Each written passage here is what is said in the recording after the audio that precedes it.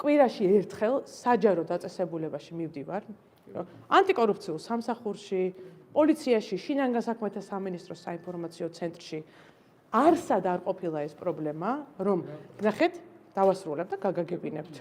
რომ განცხადების შეტანისას გადაღება იყოს პრობლემა. ფოტოს გადაღება. ფოტოს არა, უხსნიდი თქვენ გვიან შემოგვიერთით, თქვენი სახელი უკაცრავად. ბატონ გურამ, სასიამოვნოა. თქვენ გვიან შემოგვიერთით.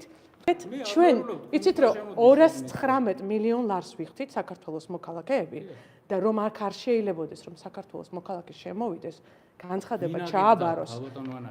ხო, მადლობთ რომ მომიპოვეთ შესაძლებლობა. დიდი მადლობა. მადლობთ. არა, თქვენ რა გვარი ბრძანდებით? თქვენ არა, ეს არ არის ჭუბი, ეს არ არის ჭუბი. ეს არის მან იცით ხელი მკლა ადამიანმა უკაცრავად აგერ ამოიღეთ აქედან კადრები. თქვენ ნახეთ, მე ძალიან კარგად ნახავს მთელი საქართველო ამას ახლა. დიახ.